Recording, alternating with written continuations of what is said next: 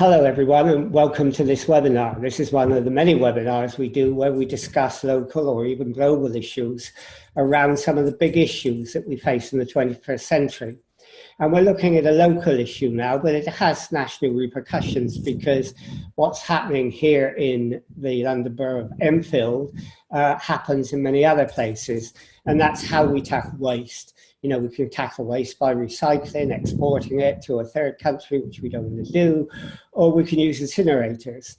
Now, in Edmonton, there is a new incinerator being built, and we are going to talk to Carina Millstone about that. She's involved with the Stop the Incinerator movement, and she consequently has a lot to say about this. So we'll ask her some questions about that, what the incinerator operators say and what she says, so that people can make a judgment. But first of all, Carina, I thank you for doing this and welcome to the webinar.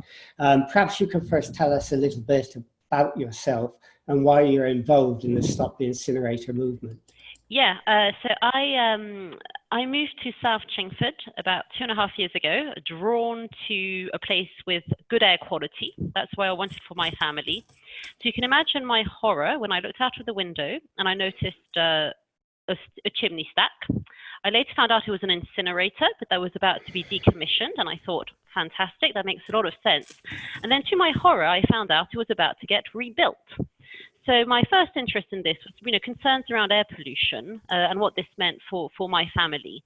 I then started looking into incineration a bit more, and I found out all sorts of things all sorts of reasons to oppose incineration. It kind of, prevents meeting our waste recycling targets, it encourages high volumes of waste generation. Crucially, it also produces huge amounts of greenhouse gases. So obviously, at a time of a climate emergency, that was a huge concern. Well, let's look at those issues one by one if we go through it. Sure. But maybe you can tell us a bit about what the Stop the Incinerator movement is about. Yeah, absolutely. And who is involved in that locally. Yeah. So when I found out about the plans to rebuild the incinerator, I started talking to my neighbours and local residents and families. And to my surprise, no one knew about the rebuild plans. This is despite the fact we all, many of us live about a mile away or closer to the incinerator. So essentially what we found out, for background, is that there's been an incinerator in Edmonton since 1969.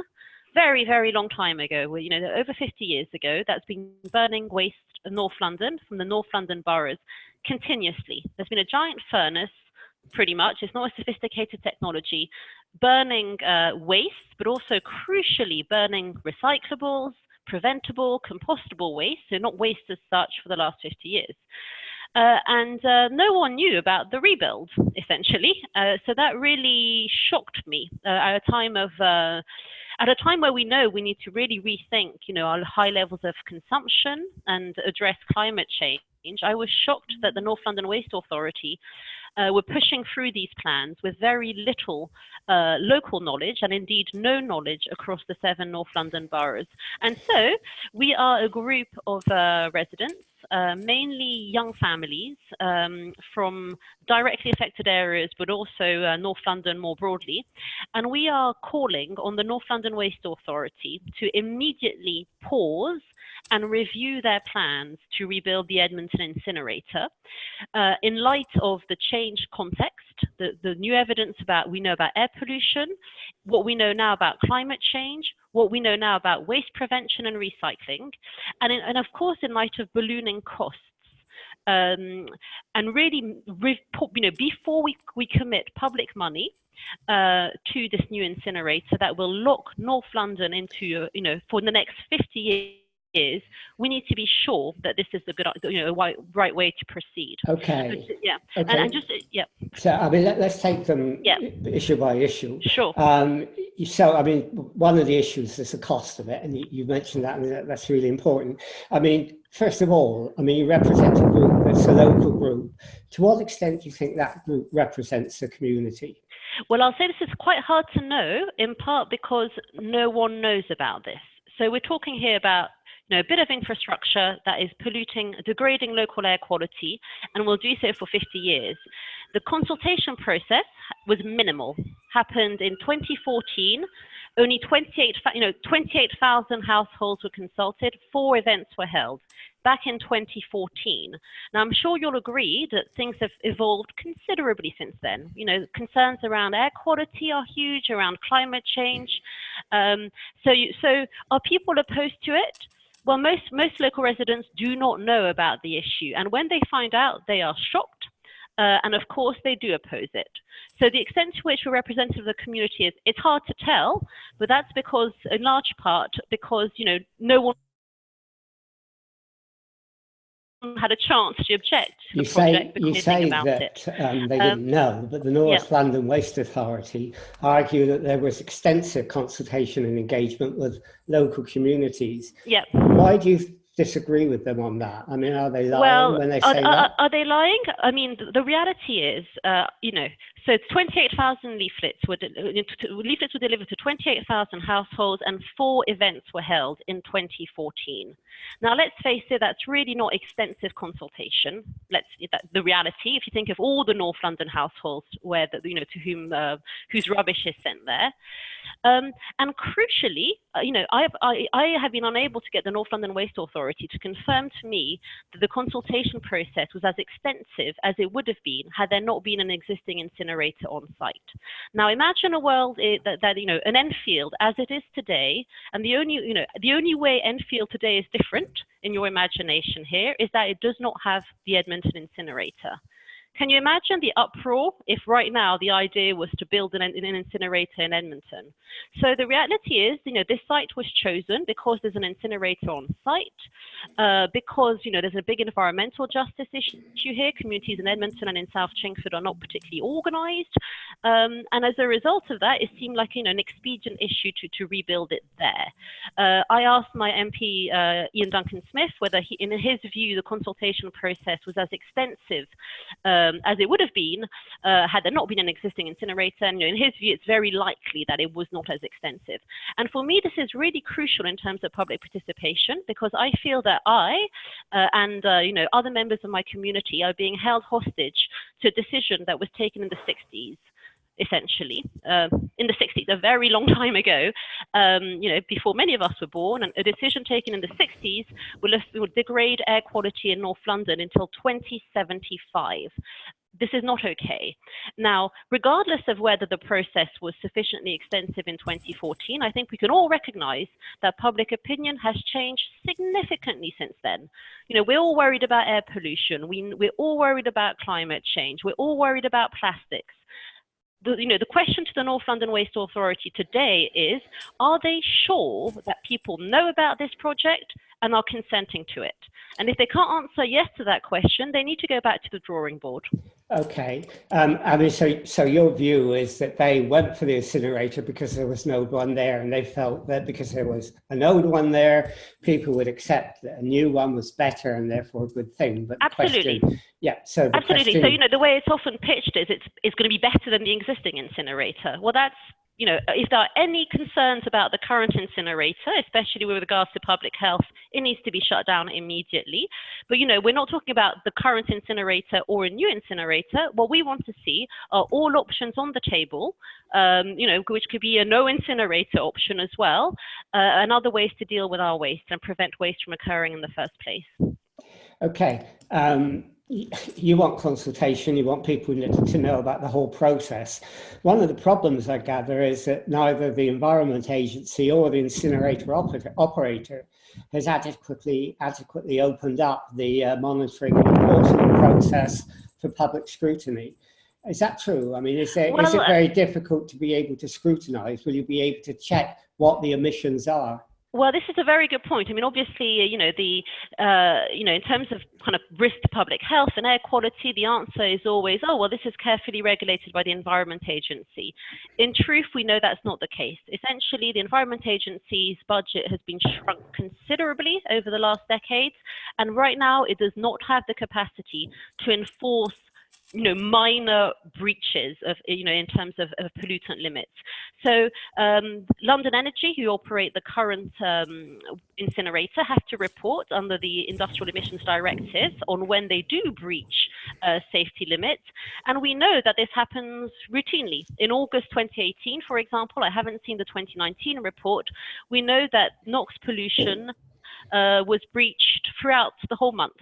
And of course, they were not penalized for this. But I think there's a wider point here in terms of our new understanding of air pollution, is that this is kind of, regulations are just are catching up with this understanding. So it's really important to think, what does an incinerator do? I mean, an incinerator essentially transforms materials into incredibly small particles, particulate matter, it's called, microscopic particles that are then scattered.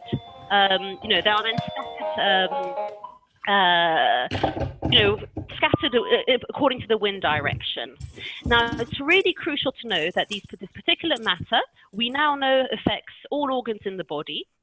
DEFRA has said that there's no knowledge of what's the appropriate public exposure to particulate matter. Yeah. Well, let's just to wrap this up. I mean, crucially, at the moment there is no commercially available equipment to filter these particles, and neither is there a legal obligations on operators to monitor where these particles land.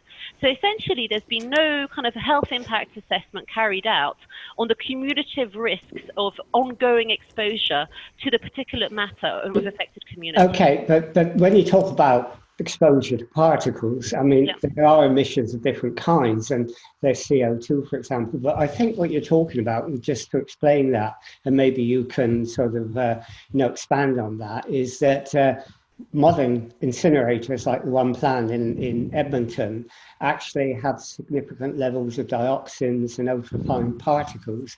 And that's, I think, what you're talking about, are you? Those are the ones which often are sort of invisible and you don't see them. And we don't know how they're going to be measured, or how the public are going to know the result of those measurements. No, that's absolutely true. I mean, that is it. So I'm not talking about CO2 right now. Maybe we can return to this, because this is even more, and perhaps arguably even more important. The reality is, quite put simply, incinerators degrade local air quality. This is not something that, that's up for discussion. This is clear. Here we have a stack that is burning all sorts of materials, creating pollutants, and of course, turning them into these small particles. So I think the case that I think I want to make, obviously, is that since the planning permission was granted for this incinerator, the medical evidence on the impacts of poor air quality have just really shot up. You'll see in the media all these efforts to reduce pollutants from cars and to encourage cycling. This is really these are the same pollutants, and we now know they are bad for our health. So the North London Waste Authority is not in a position to guarantee that there are no risks to the health of the public to come from the new incinerator. It will say it operates within legal limits. Judged from experience of the current incinerator, as I say, we know that legal limits are routinely breached. So are you saying that, with cars and so on, you can change those, not quickly, but quicker than an incinerator? An incinerator is like a nuclear reactor. It's there for a long, long time. And when things change and you're in an emergency, for example, like climate change, you've really got a sort of elephant in the room. Yeah, I mean, I think let's go back, if that's okay, in terms of the climate impacts, because this is really my main concern here. But essentially, obviously at the moment, we know that the North Circular is, a key source of pollution for the local area. There are plans to try and improve, improve cars, and there are plans to try and decarbonize transport. There are no such plans for incineration, and they are not possible given what an incinerator does. So, at the moment, an argument might be put that it's not the biggest polluter. Well, in 50 years, in 2017, it will be by far the biggest local source of pollution in Enfield, and over the people of Edmonton, South Chingford, and North Tottenham. So that there's no doubt about that. The assessment is kind of backward-looking rather than forward-looking. Okay. Essentially, but we can move on to other things. So up to you. Okay. Sure. Yeah. I mean, but they would argue, and they do argue, of course, that if they didn't have the incinerator, they would have to send all the non-recyclable material coming from 2 million residents to landfill. Yeah. And that will produce methane gas, which is 25 times more powerful than carbon dioxide. How do you react to that? Yeah. So essentially, the North London Waste Authority is completely misguided. I don't know if it's deliberate, or I don't know if, what's going on here, but the reality is things have changed considerably since the notion that incinerator is better than landfill. When you think about landfill, we're visualizing landfill from the 80s. This is not how these things work anymore. Now, if you're comparing like for like, sending everything that's currently in the incinerator to landfill, possibly the greenhouse gas footprint might be worse. In reality, though, we already know that the bulk of what's being sent to the incinerator is recyclable, preventable, or compostable. It should not be incinerated. Our recycling rates are about 29% at the moment. Targets have been set for at least 65% municipal recycling by 2035. These are kind of new regulations. Sadiq Khan has sent a 70% recycling target. The reality is a lot of what's being burnt at the moment shouldn't be there. So is your solution recycling rather than burning? So absolutely. The first point, the focus always has to be on waste prevention. There's absolutely no doubt about this. It's not like for like. We need to be focusing our efforts on waste prevention. That's the first point. The second point, waste that can't be prevented needs to be composted or recycled. At the moment, I have in front of me here the composition by weight of what goes into the current incinerator. Well, a lot of it is actually recyclable or compostable, including organic waste that should be going to compost or anaerobic digestion, including paper, card, glass, 5% glass, and so on. So the reality is we need to be focused on waste prevention and then recycling. Then sure, we have some residual waste. What the hell do we do with the residual waste?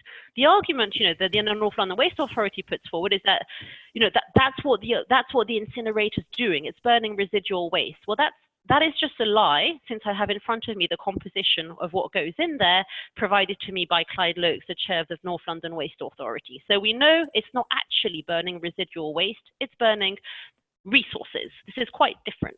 So once we have our waste prevention program, our full waste recycling program, and our full composting program, we have a lot less waste.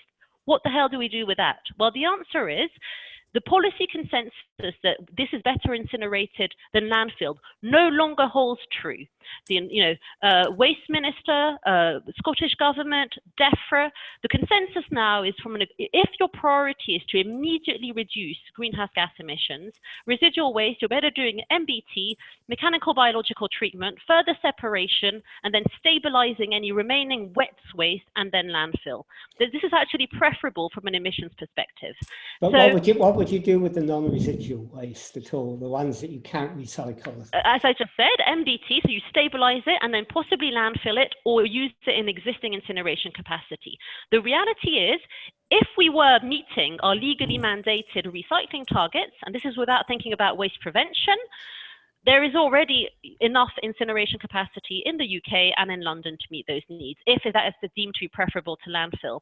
But what I would like to throw back here at you slightly, Francis, is that, a pushback that I often get is, well, what's the alternative, Carina? Well, the reality is, it's not my job to come up with the alternative.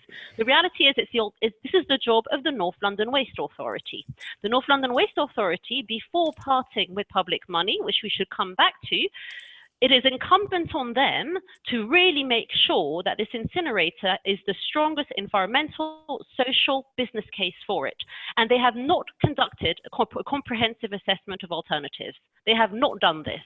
I have asked to see these on a Freedom of Information request. They have not produced them. The environmental impact assessment that was conducted in 2014 was under a prior regulatory regime that did not require an in-depth consideration of alternatives. Alternatives were not considered. And you can see why that happens. There's an incinerator on site. People know about incineration. You can see the bias that we were going to rebuild the incinerator.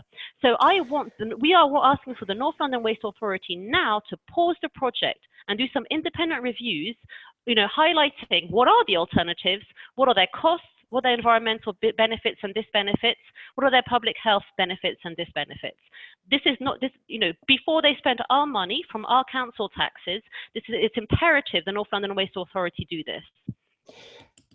Okay, but there are some other benefits that they said, and maybe you might want to look at that as well. For example, Sure. They argue that they'll be producing enough heat and energy to heat 127,000 homes, almost all of the homes in Enfield, because they're environmentally advanced, they argue, and you may contest that. I mean, do you dispute that there are not those benefits that would come out of it? I strongly dispute those benefits. This is actually a shocking part of the greenwash of this project.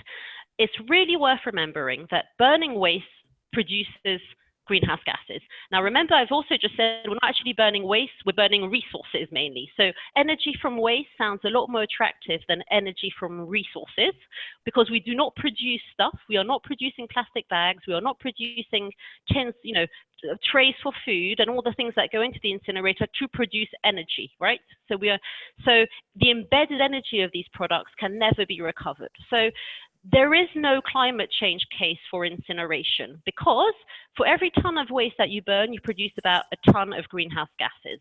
So the energy that is produced from energy from waste is neither renewable nor low carbon. In fact, it's on a par with, somewhere between, it's on a par with fossil fuels in terms of the carbon intensity of the energy that's produced.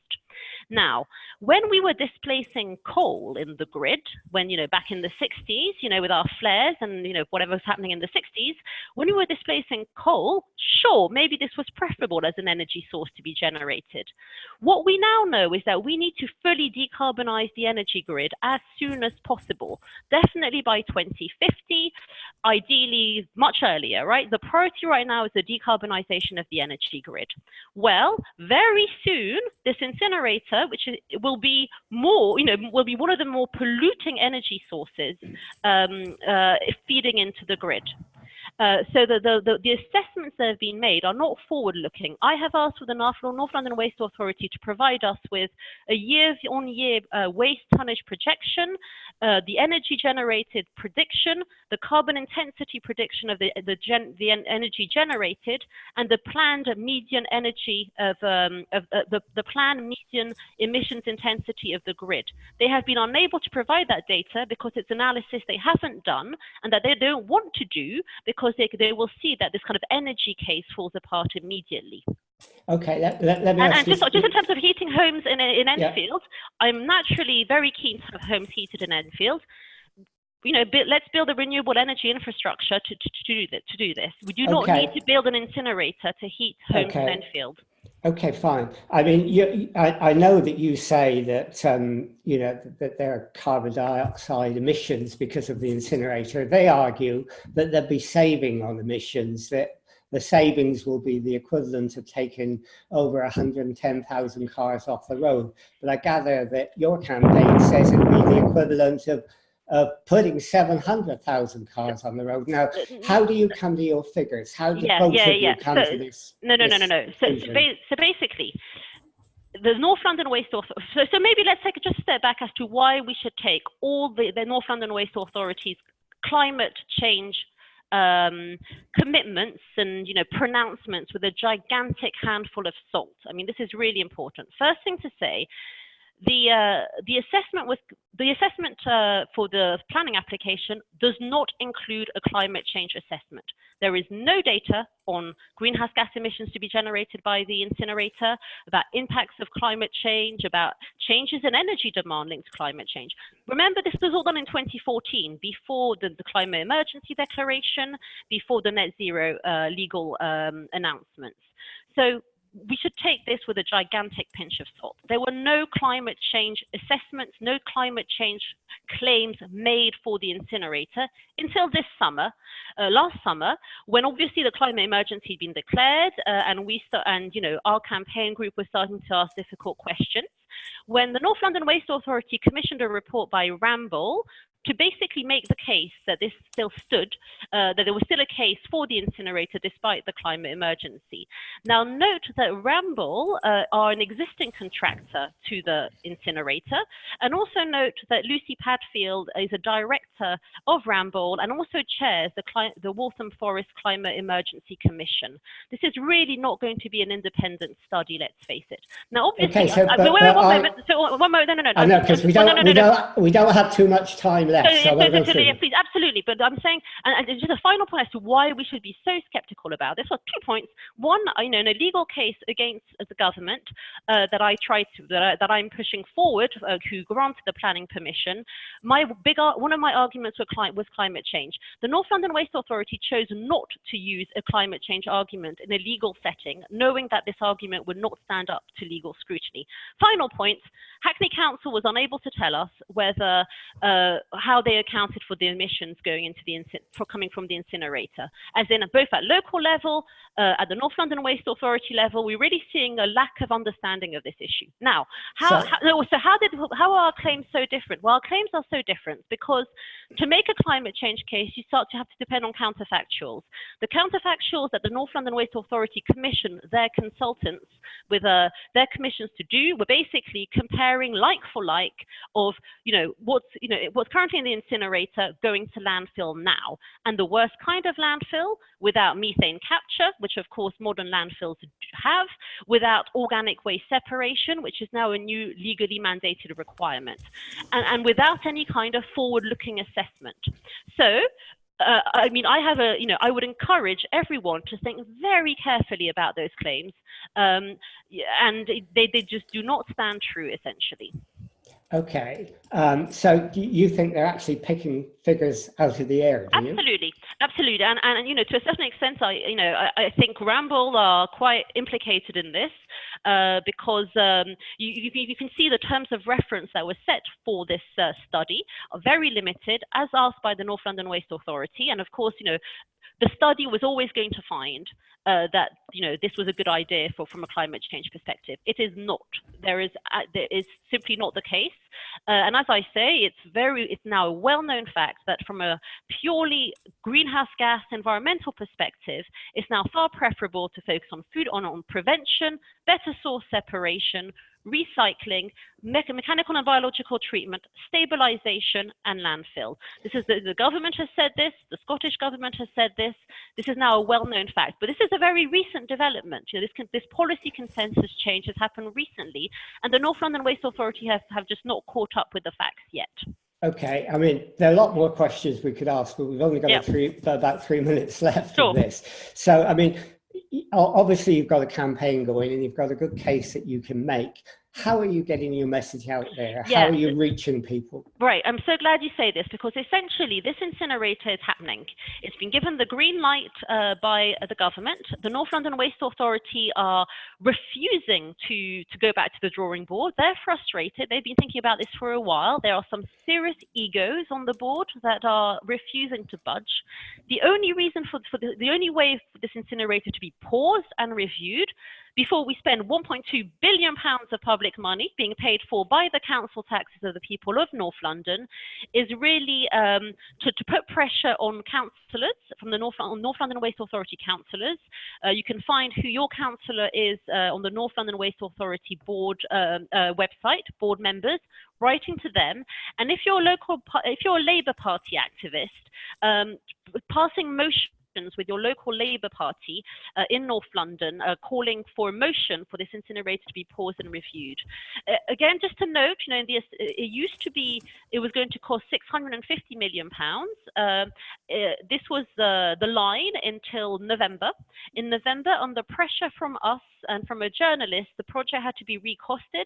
The project is now costed at £1.2 billion.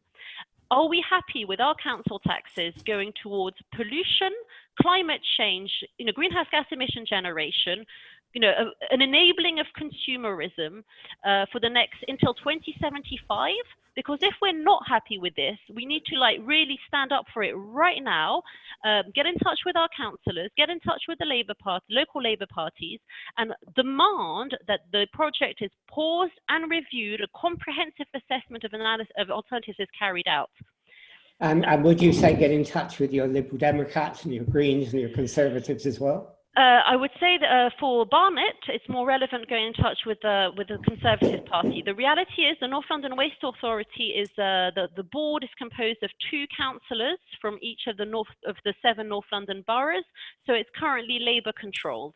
It's more effective getting in touch with your Labour Party councillor. However, MPs don't know about this either. So an MP level, getting in touch with your MP is a good idea, and certainly that's the case in Barnet and in Chingford Green, where there are Conservative MPs who can put pressure on the government to get the government to review their granting of the planning permission. And how did I get in touch with you or the Stop the Incinerator absolutely. campaign? Thank you for asking. Absolutely. So our Twitter handle is Stop the Rebuild. So that's the first thing to follow.